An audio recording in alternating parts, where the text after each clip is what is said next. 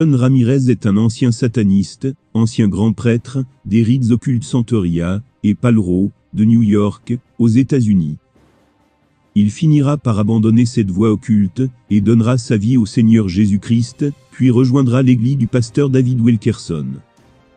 John Ramirez est aujourd'hui une personnalité bien connue dans le milieu évangélique aux États-Unis. Il est évangéliste, et a écrit de nombreux livres.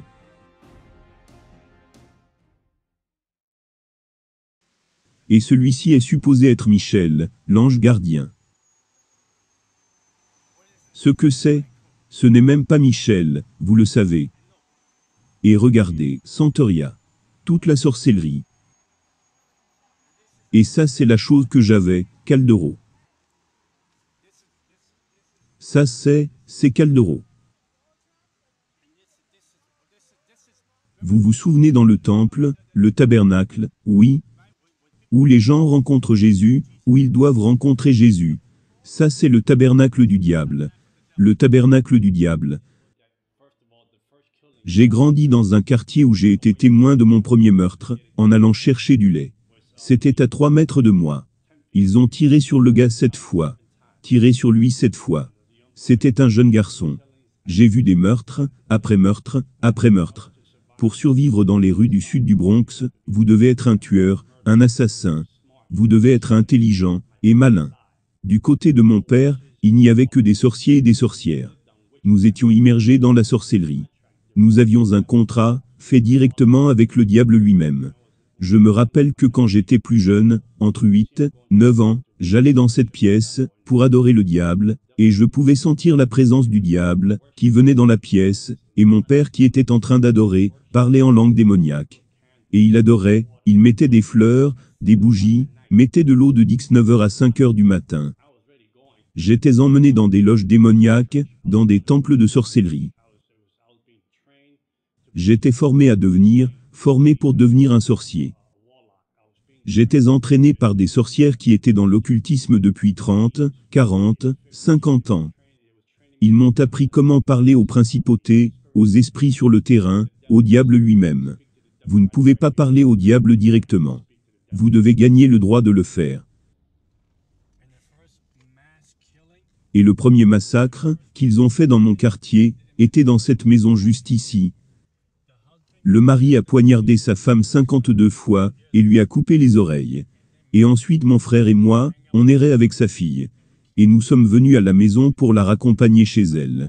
On est entré par la porte ici, et la fille a retrouvé sa mère, taillée en pièces, ici, dans cette maison. J'étais dans la cour de l'école en train de jouer avec quelques amis, et un pasteur est venu. Il y avait ce groupe qui est venu, et ils ont commencé à jouer des chants. Les gens ont commencé à se rassembler au milieu de la cour de l'école. Il y avait une atmosphère incroyable, une joie incroyable, pour moi qui venais d'un foyer brisé. Ce pasteur est monté sur l'estrade, et parlait de certaines histoires de la Bible, de certains livres de la Bible. Il parlait de comment Dieu aimait tout le monde, ce genre de choses. Et pour la première fois, j'ai été vraiment captivé. Peut-être que Dieu m'aime, peut-être que Dieu me veut, peut-être que Dieu veut ma famille, peut-être que Dieu veut toucher moi et ma famille, peut-être qu'il veut changer ma famille complètement. Je me suis dit que je désirais cela, expérimenter cette chose venue sur mon chemin. Et c'était la première fois de ma vie que je sentais cet amour incroyable. C'était indescriptible. Ce pasteur est descendu de l'estrade, et est venu prier pour les gens, toucher les gens. Alors je me suis dit, intéressant, c'est mon tour. Il va me toucher. Jésus va m'accepter, Jésus va me montrer ce qu'est l'amour. Et ce pasteur m'a passé outre. Il ne m'a pas touché. Il n'a pas posé les mains sur moi. Il est allé au bout de la ligne, et quand il est revenu, il m'a dépassé, et a touché une autre personne. Je me suis alors dit que Jésus ne m'aimait pas. Mon père ne m'aime pas, Jésus ne m'aime pas. On vient d'une famille brisée. Jésus doit aimer le fait que ma mère soit battue. Il aime le fait que mon frère et moi allions au lit affamé. Il aime le fait qu'il n'y ait pas de chauffage dans notre appartement. Il aime le fait que quand nous allons à l'école, nous sommes rejetés. Donc ce Jésus, il est comme mon père, il n'y a aucune différence, il est comme mon père. Je suis rentré chez moi brisé, je suis rentré chez moi triste. Et je me souviens qu'environ quelques semaines plus tard, 1 à 2 semaines plus tard, j'étais dans la cour de l'école, m'amusais et jouais, avec des amis à moi.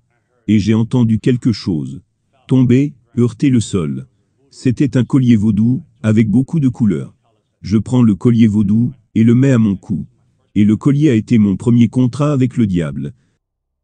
Nous étions allés à une séance de tarot, et quand nous étions à cette séance de tarot, j'étais un jeune garçon de 10 ans. La dame qui tirait les cartes, la sorcière, qui faisait la lecture, était fascinée et avait les yeux fixés sur moi. Et elle a dit, « Ce garçon nous le voulons, les sorciers de Santeria le veulent. Les sorciers de Santeria le veulent. »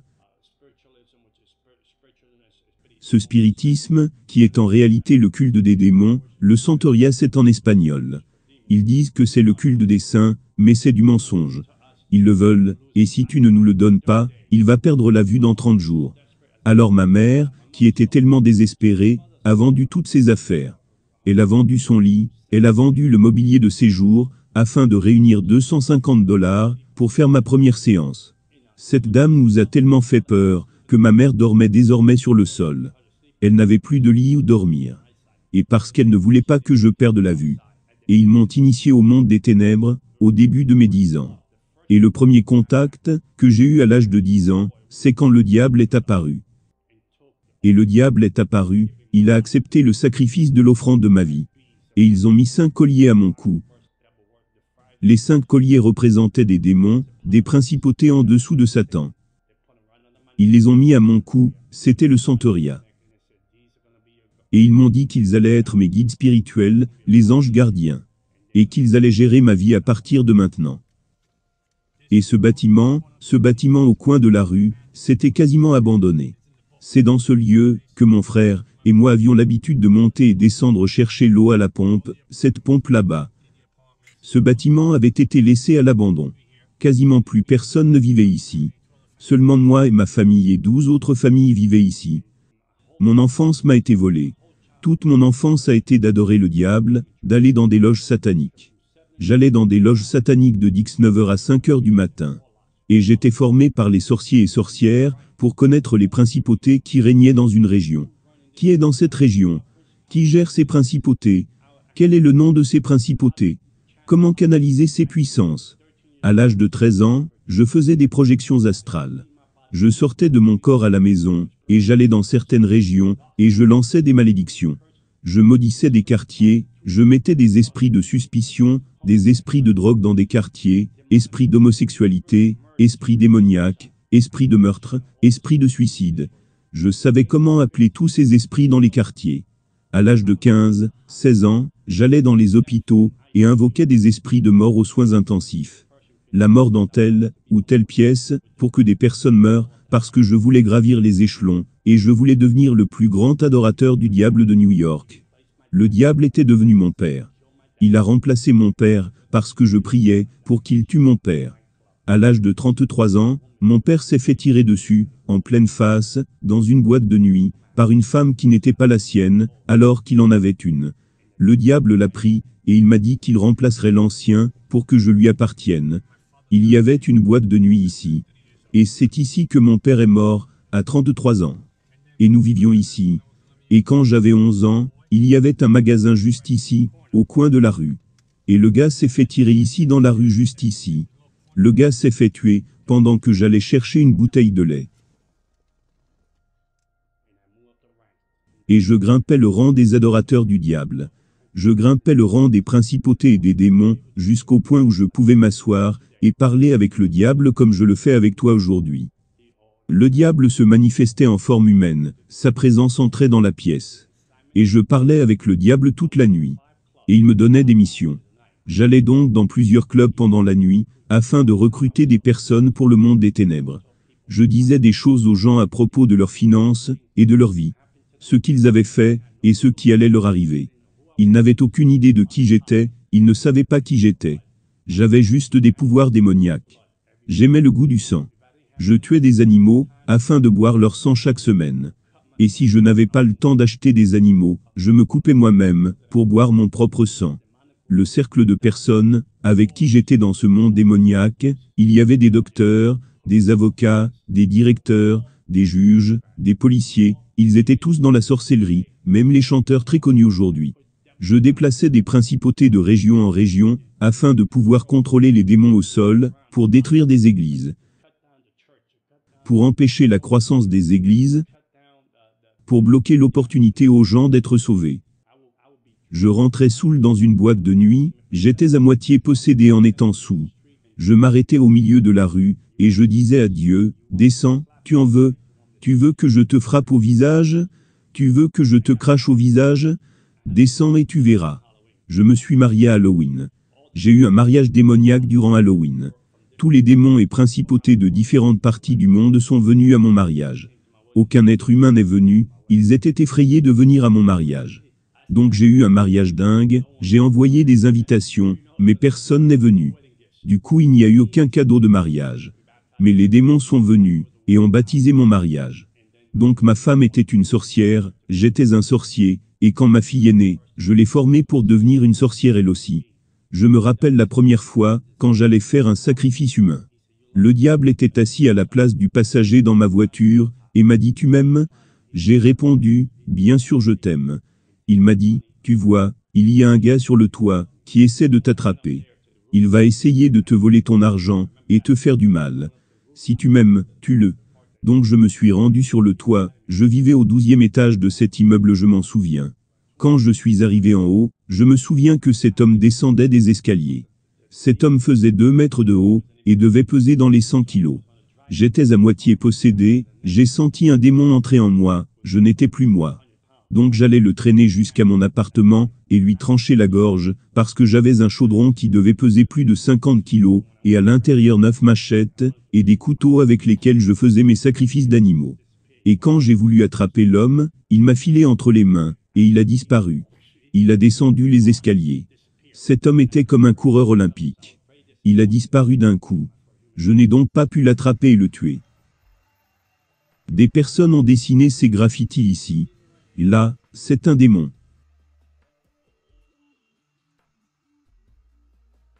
Regarde, le démon qui contrôle les portes de l'enfer. C'est celui dont je parlais dans mon livre sur Santeria, ce petit démon-là. Venez.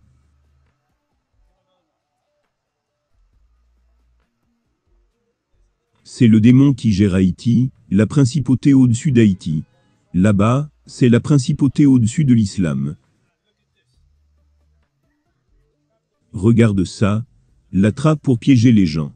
La vérité. Tu trouves ça drôle? La vérité vous rendra libre.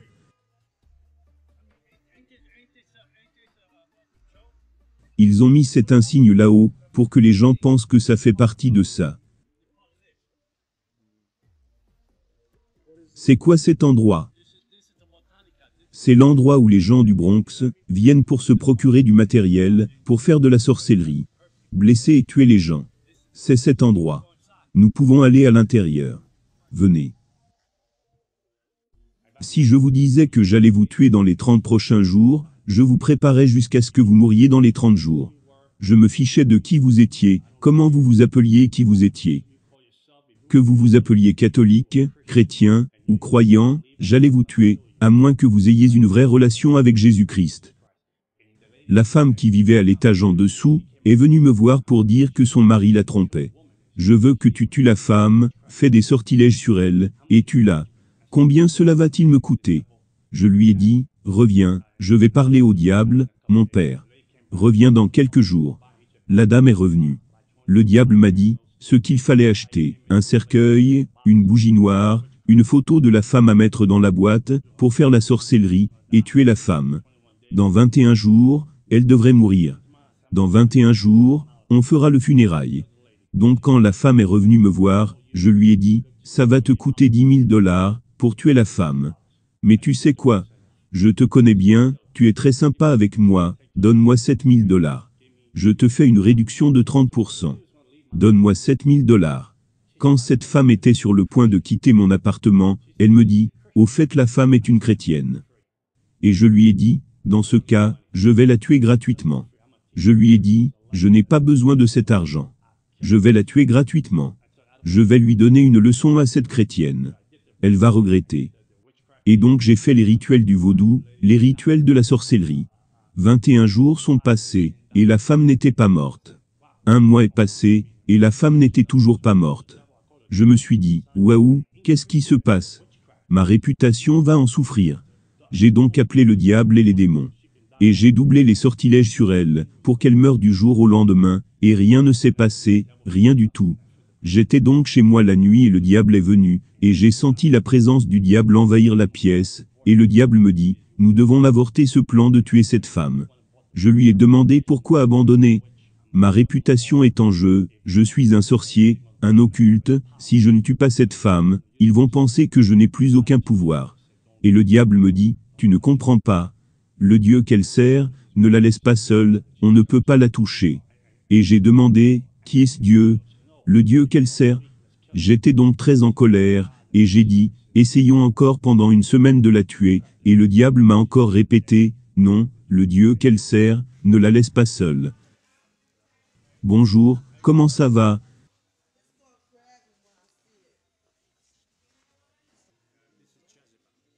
Ça c'est Jézabel dans leur religion. Voilà comment ça fonctionne. En fait, ces statues ne sont rien du tout.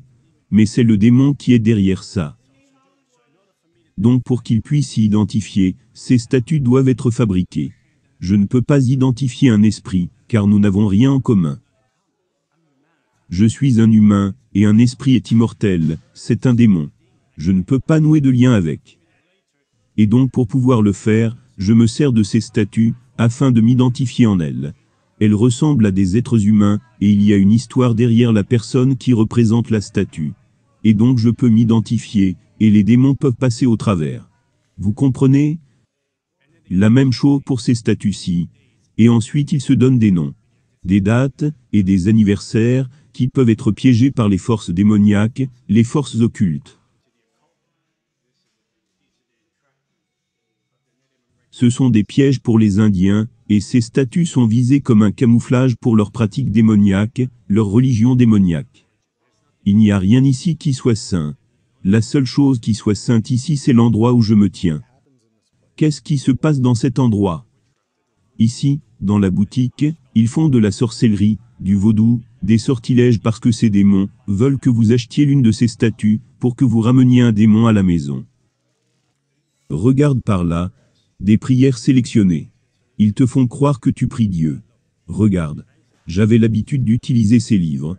Prières sélectionnées, pour prier. Ils te font croire que tu fais des prières à Dieu, mais ce n'est pas Dieu que tu pries.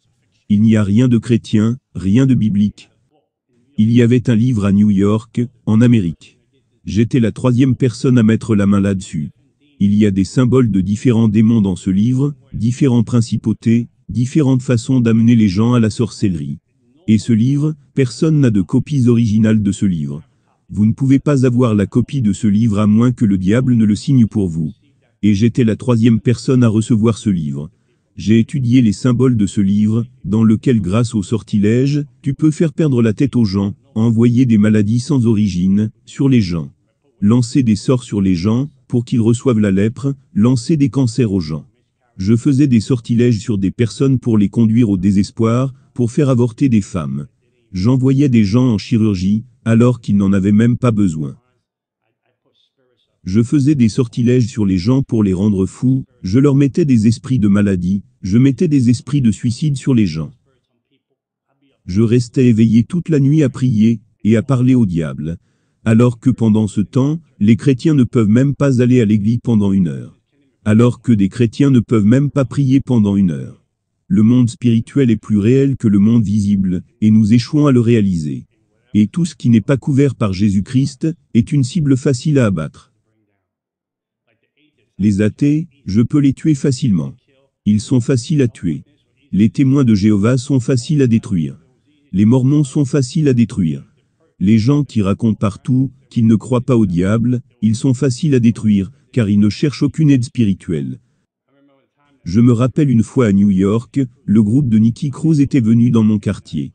Ils faisaient des stops en voiture, venaient chanter des louanges, prêchaient la parole, et allaient dans un autre quartier faire la même chose. Je me suis mis à attaquer ce groupe, à vouloir les mettre hors d'état de nuire. C'étaient des gamins, ils avaient 17, 18, 20 ans. Je me suis dit, mais comment osent-ils jouer cette musique horrible dans mon quartier? Cette musique qu'ils appellent louange, cette musique dégoûtante qu'ils jouent dans mon quartier. Je vais détruire ces jeunes garçons. Quand je suis arrivé à l'endroit où ils étaient, il y avait un mur de feu autour d'eux. Je ne pouvais pas y entrer pour leur faire du mal. Il y avait quelque chose qui me repoussait. À chaque fois que j'essayais de leur lancer des forces démoniaques, quelque chose me repoussait. J'étais incapable de toucher ces gamins. Et je me suis dit qu'il y avait quelque chose ici, qui n'était pas normal. Quelque chose d'anormal. Donc je suis allé, je les ai laissés tranquilles. Et je me suis dit ok, ils ont gagné ce premier round. Donc il y a forcément des esprits ici qui nous observent. Oui bien sûr, bien sûr. Ils nous observent, mais sommes-nous protégés? Nous sommes protégés par le sang, mon frère. Il n'y a rien de comparable au sang de Jésus. Amen. Ils savent qu'ils ne peuvent pas nous toucher. Ils voient ce qu'on a, nous avons une barrière de protection autour de nous. Et on peut marcher dans cet endroit. On pourrait chasser les démons de cet endroit, on pourrait détruire cet endroit au nom de Jésus, et le diable ne pourra rien faire. J'avais beaucoup d'argent, beaucoup de belles voitures, beaucoup de belles femmes, j'avais tout, je vivais dans le monde. Mes voisins, mon voisinage était terrifié de qui j'étais. Ils se disaient, vous confrontez ce type, votre famille va mourir, si vous confrontez ce type, il n'aura pas besoin de pistolet, il tuera votre famille durant son sommeil. Mon père était incroyable. Il m'a donné des pouvoirs au-delà de ce que je pouvais imaginer. Il m'a donné des pouvoirs au point que les gens avaient peur de moi. La police me craignait, la sécurité dans mon quartier me craignait, les gens que je connaissais m'appelaient le fils du diable.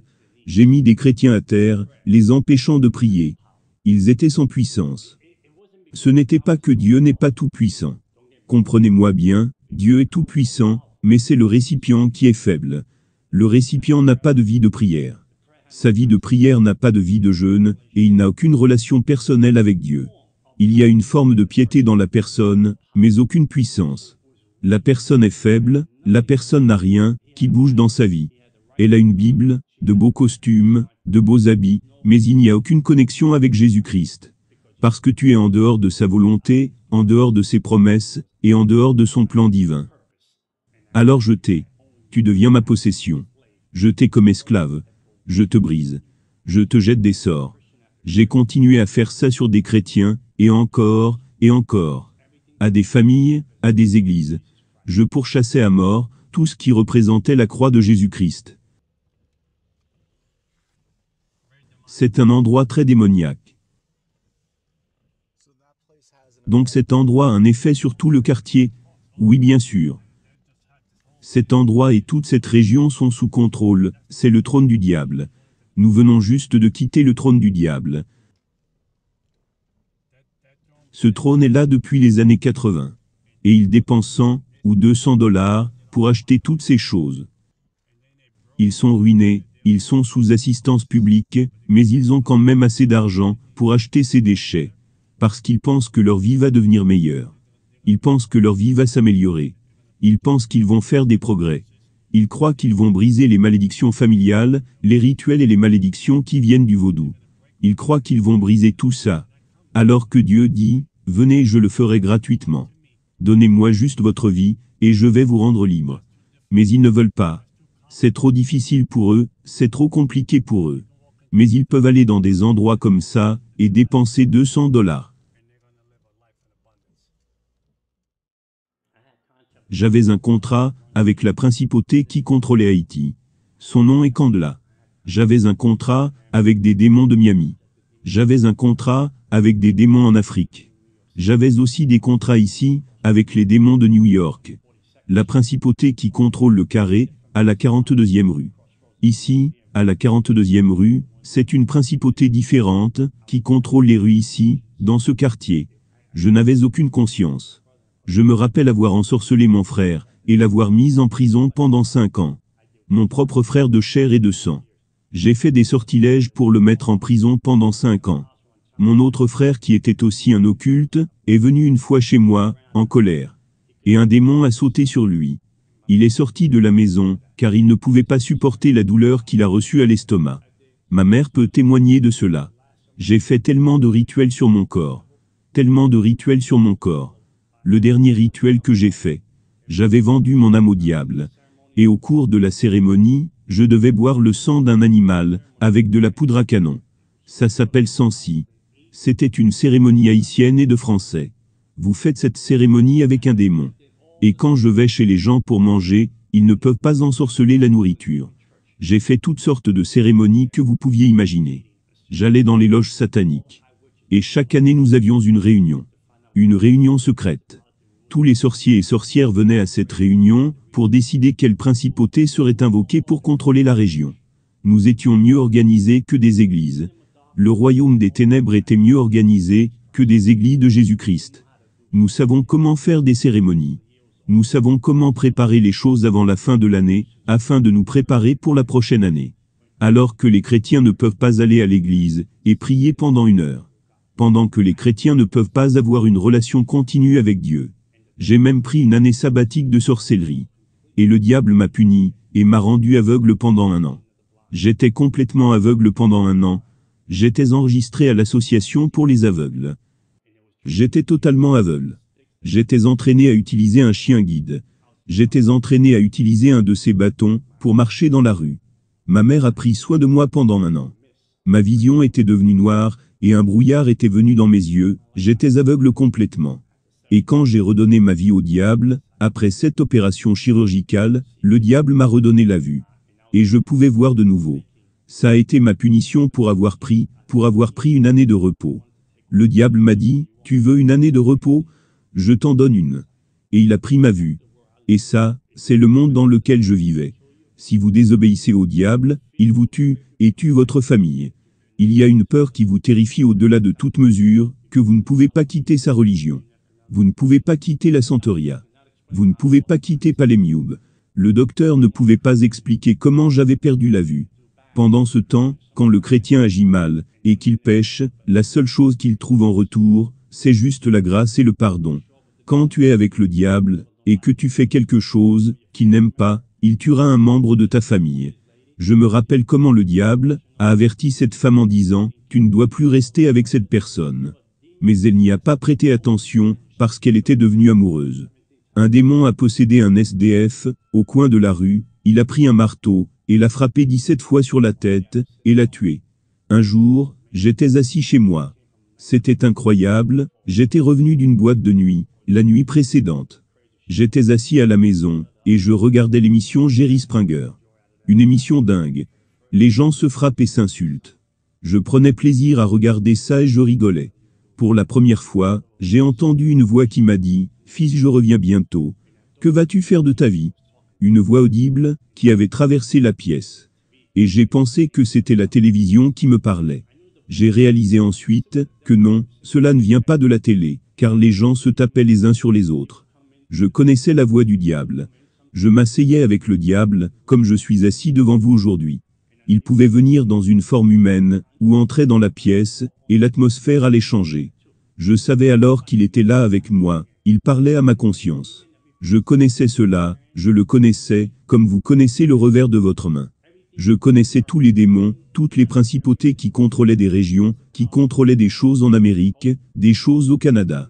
Je connaissais toutes les principautés qui contrôlaient des domaines, l'occulte, le Wicca, le New Age, le bouddhisme, l'islam, le Santeria, le spiritisme. Je connaissais toutes ces principautés.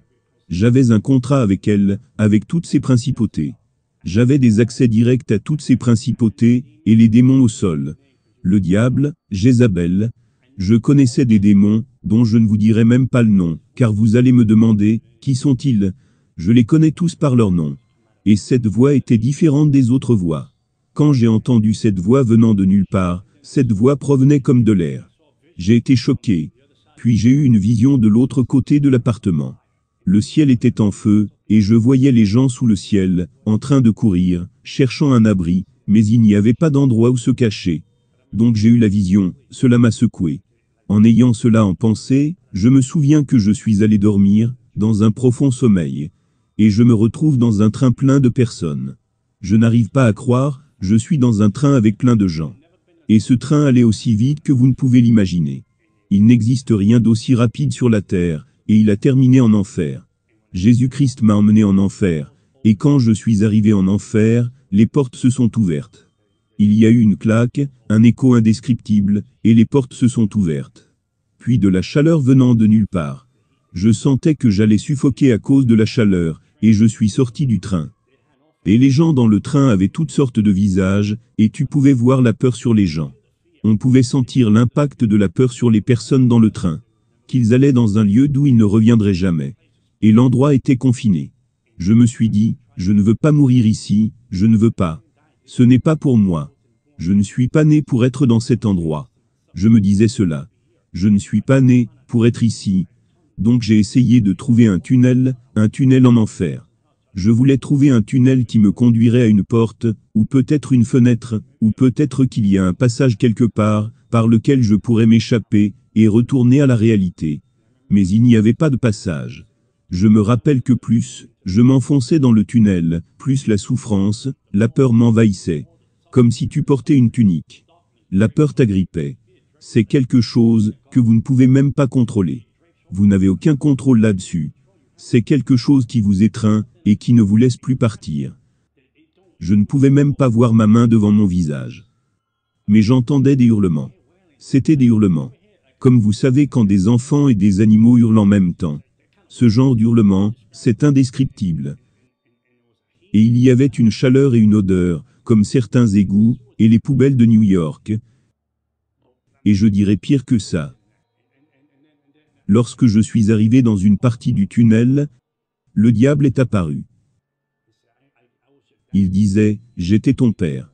Il me parlait en langue démoniaque. J'étais ton père, je me suis occupé de toi, je t'ai béni, je t'ai protégé, j'ai tué des gens pour toi, je t'ai donné le prestige et des pouvoirs dans le royaume des ténèbres. Quand les gens en avaient après toi, je les détruisais, car je savais que tu allais être le canal, que j'allais utiliser pour faire avancer mon royaume sur la terre. Et maintenant tu veux me quitter. Tu veux me trahir, en langue démoniaque. Et moi je lui répondais aussi en langue démoniaque. Non, je ne te quitte pas, je suis juste confus. Et il m'a répondu, non, je sais ce que tu veux faire, tu veux me quitter et exposer ma religion. Tu veux m'exposer, et dire comment j'opère dans le monde spirituel. Parce que je t'ai enseigné beaucoup de choses, que je n'ai enseigné à personne. Je t'ai fait confiance sur des choses que tu devais savoir, afin de faire avancer mon royaume, car je voulais t'utiliser de manière puissante. Et en le disant, il est venu m'attraper. Et la croix de Jésus-Christ est apparue. Je ne comprends pas comment une croix de plus d'1 mètre puisse apparaître en enfer. Je portais un t-shirt bleu. Je l'ai alors mis sur lui, et quand je l'ai mise, il s'est effondré comme un enfant. Comme un enfant, il s'est effondré au sol comme s'il n'avait aucun pouvoir. J'ai alors saisi cette opportunité, pour courir plus profondément dans le tunnel de l'enfer, en espérant qu'il y ait une porte. J'avais mon espoir, j'avais de l'espoir, et aucun espoir à la fois. Il n'y avait pas de porte pour sortir, et je me suis dit, c'est la fin. J'avais cette peur qui me saisissait, je n'avais jamais ressenti une telle peur, hantée de désespoir.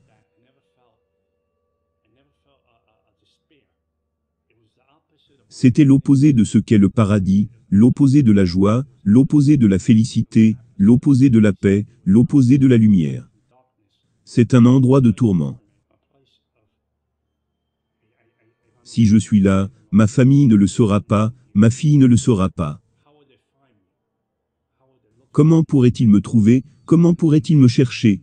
Donc, alors que j'avançais profondément dans le tunnel de l'enfer, pour trouver une fenêtre, une issue quelque part par laquelle je puisse m'enfuir, le diable est apparu de nouveau, en disant, maintenant nous allons te détruire. Alors je lui répondis en langue démoniaque, j'ai ces marques, ces contrats qui me protègent, et je vais te détruire. Il m'a répondu, espèce de fou, je t'ai donné ces marques, et avec ça je te possède, personne ne te possède sinon moi. Tu vas vivre pour moi ou mourir. Et il est venu pour m'attraper une seconde fois. Je me suis dit, c'est la fin.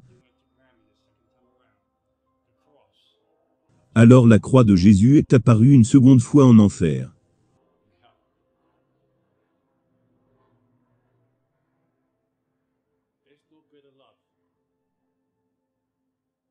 Il n'y a pas de plus grand amour pour la croix qui apparaît pour un pécheur comme moi, en enfer.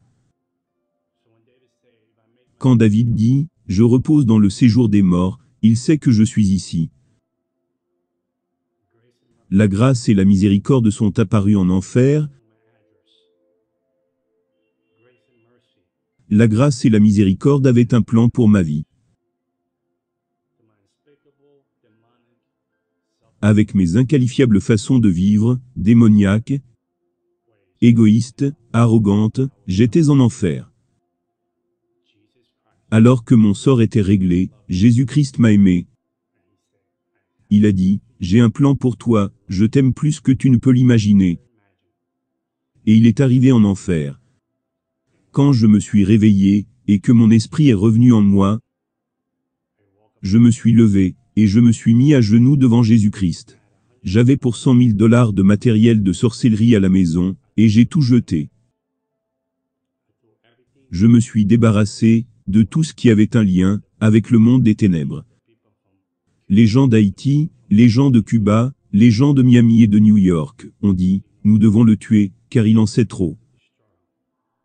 Nous devons le détruire, et le tuer, car il en sait trop, et il n'est plus des nôtres. » Et ils sont venus pour me tuer. Ils ont fait de leur mieux.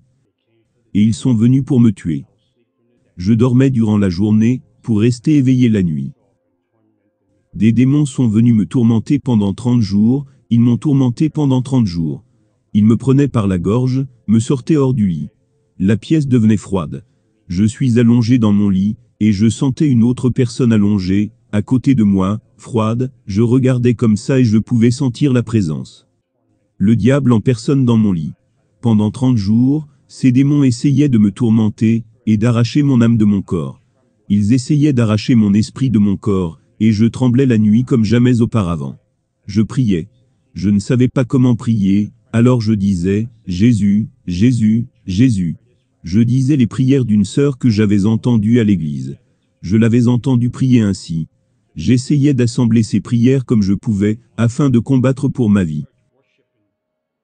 Et un jour j'étais à l'église en train d'adorer, et j'ai demandé, « Seigneur, pourquoi laisses-tu tout ça m'arriver ?» Un jour Dieu m'a répondu, « Je voulais voir combien tu m'aimes. Je voulais voir combien tu me fais confiance. » Et jamais plus, je n'ai été tourmenté par le diable. Et je suis devenu un évangéliste pour Jésus-Christ. 14 ans à servir le Seigneur. Je ne changerai pour rien au monde. Et sur le boulevard Alléluia, au ciel, il y a la résidence de John Ramirez. Et un jour on dira, « Bienvenue à la maison, bon et fidèle serviteur. » Et je dis, qu'il n'y a rien de tel. Je ne parle pas de chrétienté, je parle d'une relation personnelle avec Jésus-Christ. Il est mon Seigneur. Il est mon commencement et ma fin. Aucune arme forgée contre moi ne prospérera. Je mourrai quand Jésus me dira de rentrer à la maison. Pas à cause d'un sorcier, pas à cause d'une personne, pas à cause du vaudou, d'une incantation, d'un sort, rien de tout ça ne peut me séparer de l'amour de Dieu.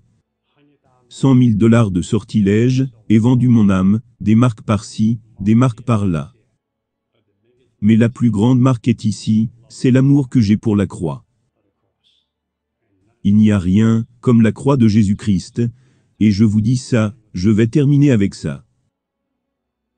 J'étais maudit, et je suis devenu béni, parce que celui qui était béni est devenu maudit pour moi. Et j'ai changé de père, et mon père domine sur l'univers. Il m'a aimé plus que je ne pouvais l'imaginer, et cet amour je peux maintenant le donner à ma fille. Ma fille aujourd'hui est une chrétienne née de nouveau, diplômée d'université, en master de psychologie. Et je suis sûr que Dieu va l'utiliser de grande manière, grâce à la formation que je vais lui transmettre, la bonne cette fois-ci.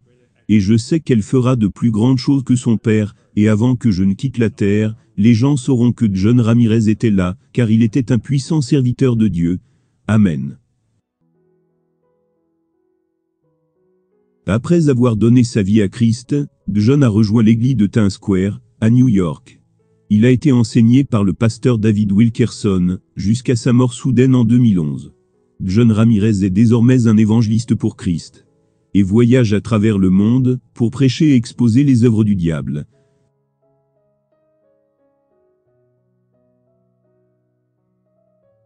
Vous aussi, si vous désirez avoir une relation personnelle avec Dieu, à travers la personne du Seigneur Jésus-Christ, vous pouvez simplement faire la prière suivante, du plus profond de votre cœur. Dites, Seigneur Jésus-Christ, je reconnais que je suis une personne qui a péché contre Dieu. Je reconnais que c'est par amour que tu es mort à ma place, à la croix du Calvaire, pour me sauver. Pardonne tous mes péchés. Viens dans mon cœur et réconcilie-moi avec Dieu. Je t'accepte aujourd'hui comme mon sauveur personnel et mon Seigneur.